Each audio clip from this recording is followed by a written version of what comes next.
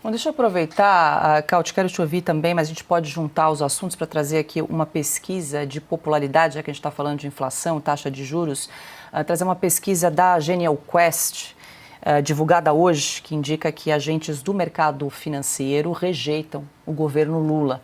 A gestão petista é avaliada como negativa por 88% dos entrevistados, enquanto 8% consideram regular e apenas 4% acham positiva.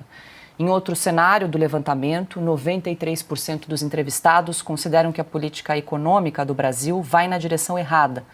E 92% acham que o responsável é o presidente Lula. Já a avaliação do mercado financeiro sobre o trabalho do ministro da Fazenda, Fernando Haddad, teve uma deterioração considerável entre o levantamento anterior, realizado em dezembro. O percentual de avaliações negativas subiu de 24% para 58%, com as avaliações positivas retrocedendo de 41% para 10% de dezembro para março, Caute. Em relação aí a Fernando Haddad, realmente despencou. E aí já aproveito para juntar os assuntos, Caute, porque ontem o presidente Lula trouxe ali a reforma do imposto de renda, assinou o projeto de lei para isentar o imposto para quem ganha até R$5.000 e disse uma frase que eu queria te ouvir até porque aquele jogo de nós contra eles, ricos contra pobres, porque a questão é o seguinte, vai dar um rombo, né, de 26 bilhões de reais aí essa isenção, mais ou menos, porque ninguém sabe muito bem aí os cálculos, não apresentaram o detalhamento. E aí há um sistema de compensação em relação a esse valor do imposto de renda e o presidente Lula disse o seguinte: estamos tirando de quem tem muito para trazer essa reforma da renda, e o Fernando Haddad falou muito ontem em justiça social aí para fazer essa equalização, a neutralização que eles chamam ali, né, com relação ao imposto de renda.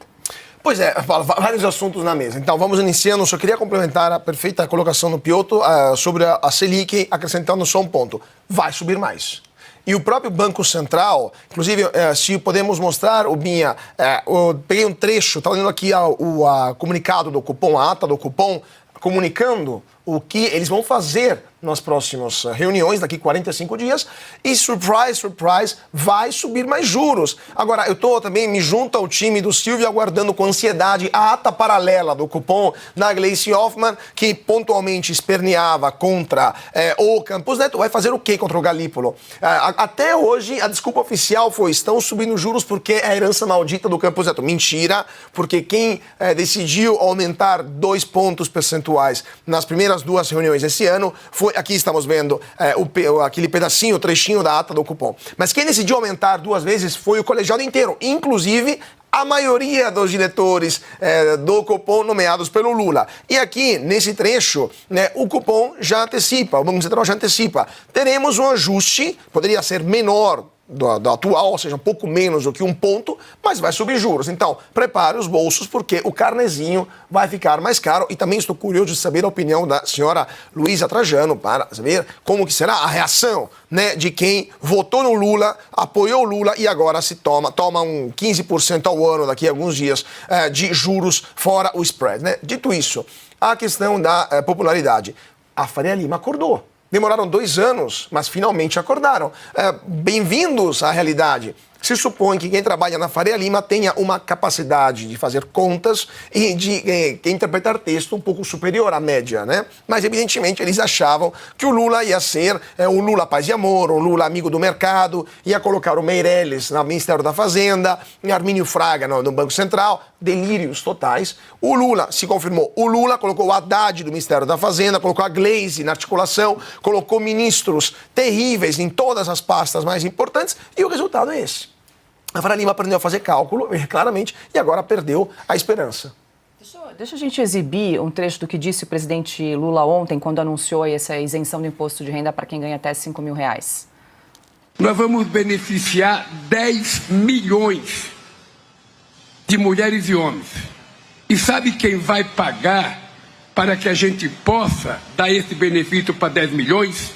Apenas 141 mil brasileiros que ganham acima de R$600 mil por mês, 1 milhão por mês, 1,5 milhão.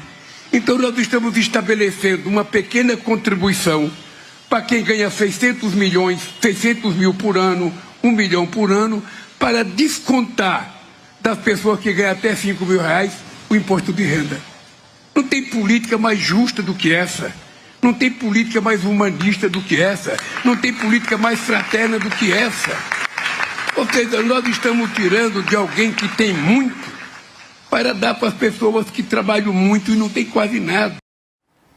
Cauti, lembrando ainda que esse é um projeto, precisa passar pelo Congresso, vai ter muita discussão. Imagino que isso seja ainda objeto de muita discussão entre os parlamentares. Talvez não em relação à isenção dos 5 mil, mas a forma de compensação, isso com certeza vai ser objeto de debate. Primeiro ponto, é bom salientar para o presidente Lula que não é que quem ganha um salário ou ganha dividendo porque ele tem uma PJ um pouco mais alto, está roubando esse valor. Porque são pessoas que estudaram, trabalharam, estão contribuindo para a riqueza do país e estão ganhando aquilo que eles merecem. Se chama meritocracia.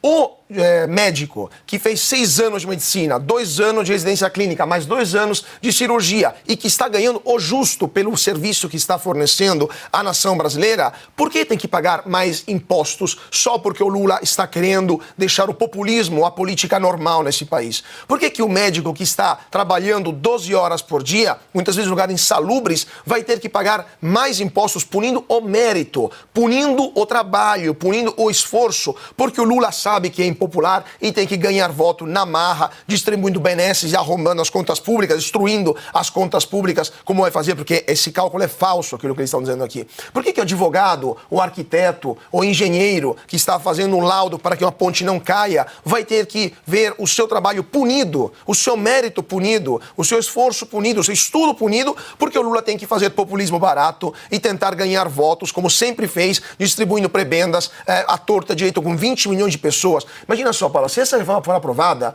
o Brasil temos 220, mais ou menos, milhões de habitantes.